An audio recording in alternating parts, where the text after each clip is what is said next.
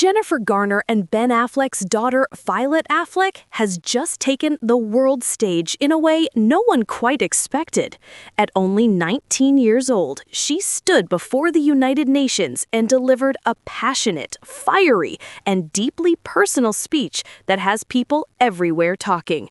Not about her Hollywood parents, not about her privileged upbringing, but about something far more urgent: the air we breathe, the diseases that linger in it, and the future of an entire generation. Violet arrived at the UN in New York on September 23rd, wearing a KN95 mask, a visual reminder of the cause she has made her mission: protecting people, especially children, from airborne illnesses like COVID-19. As she stepped to the podium, there was no hesitation, no faltering nerves, only a sharp intensity in her voice as she addressed global leaders. She began with a line that has since echoed across social media: "Our present is being stolen right in front of our eyes." That was no exaggeration. Violet spoke with urgency, explaining that while governments and institutions have pushed for a return to normal, the reality of COVID's long-term effects has been swept under the rug. She made it clear that young people never had a real choice in the matter. Decisions about lockdowns, school reopenings, and mask mandates were made above their heads, often without proper transparency.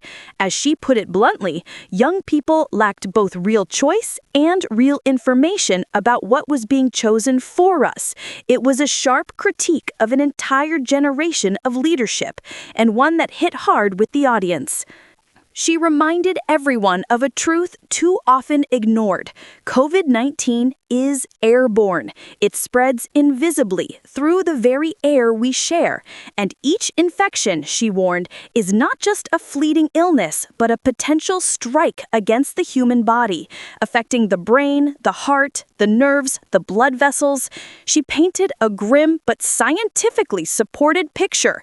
Repeat infections carry increased risks, and each one raises the chances of long-term complications, widely known now as long COVID.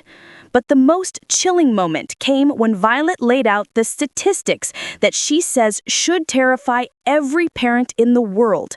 In just 5 years, long COVID has overtaken asthma as the most common chronic illness in children under the age of 5. Imagine that, a condition barely named a few years ago, now more common than one of the most recognizable childhood health struggles. Her voice cracked as she admitted she is terrified for children growing up in this reality, and furious on their behalf, furious that those in power knew there were tools to protect them, yet failed to use them. Her argument was not just about masks or mandates. It was about the very idea of clean air as a human right. Violet drew a striking comparison to the fight against indoor smoking decades ago.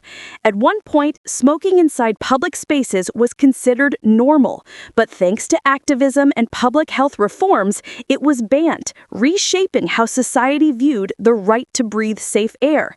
She argued that filtered, purified indoor air should be treated with the same seriousness as fundamental to health and dignity as clean water. Her conviction did not come out of nowhere. She revealed that back in 2019, before the pandemic even began, she herself suffered from a post-viral condition. It left her battling lingering symptoms for months. Though she says she is okay now, the experience shaped her perspective. It gave her empathy for the millions living with long COVID, for the children who may never know a life free from fatigue and pain. This wasn't just a political speech, it was personal. She is no stranger to activism either. Last year, Violet appeared before the Los Angeles County Board of Supervisors, demanding stricter health measures in medical facilities, from mask requirements to better air filtration.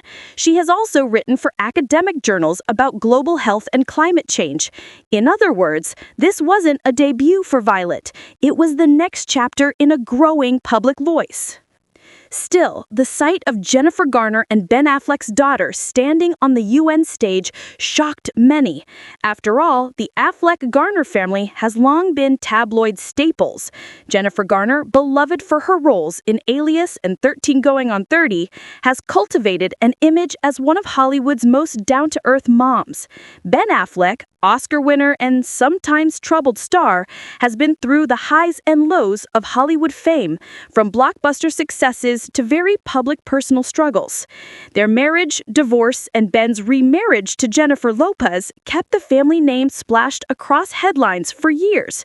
But here was Violet, carving out a name not in gossip magazines, but in the world of policy and public health.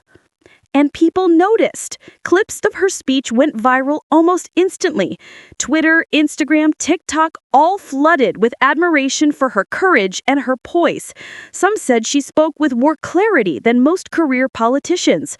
Others called her the Greta Thunberg of COVID awareness. The comment sections were filled with words like powerful, inspiring, and brave. But not all reactions were supportive. Critics quickly emerged, some accusing her of being just another Nepo baby, the child of famous parents leveraging a platform others could never dream of. Conservative commentator Meghan McCain went so far as to mock her online, suggesting she had no business lecturing the world at the United Nations. Though McCain's comments were later deleted after backlash, they fueled the debate. Should celebrity children wield influence on global stages? Then came another layer of irony that tabloids seized upon. Violet's call for clean air contrasted with her father, Ben Affleck's well-documented smoking habit. Paparazzi photos of Affleck lighting up in public have circulated for years, and many found it a curious juxtaposition. The daughter fighting for clean lungs while the father fills his with smoke. To her supporters, however, this contrast only reinforced her point. Even in families of privilege, clean air isn't guaranteed. Through all of this, Violet has stayed focused on her message. She ended her UN speech with a vision of the future, a world where children don't even understand why air purifiers exist, just like today's kids can't imagine why people once smoked indoors. A future where protection from airborne diseases is built into the walls around us, as normal as electricity and plumbing. Her words were not just a call to leaders, but a challenge to the public to stop accepting preventable harm as inevitable, to demand more from those in power, and to treat air quality as a global health crisis it truly is. And while time will tell if her speech translates into real policy change, there is no denying the moment itself. A teenager, once known only as the child of Hollywood stars, stood at the UN and delivered a blistering critique of the world's pandemic response. She demanded a reckoning, and in doing so, she became a headline of her own.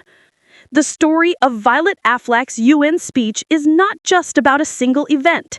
It's about the generational shift happening right now. Young people stepping into conversations about health, climate, justice, and demanding accountability in a way their parents' generation did not. Violet may be the daughter of two celebrities, but in that room, she was speaking not as a starlet or a socialite. She was speaking as a citizen, a survivor, and an advocate for the future. This moment could be the start of a much larger journey for her. Will she continue as a public health activist? Could this even mark the beginning of a political career? That remains to be seen. But one thing is certain: Violet Affleck has arrived, and the world is paying attention. Make sure to like, subscribe, and stay tuned for more celebrity updates just like this.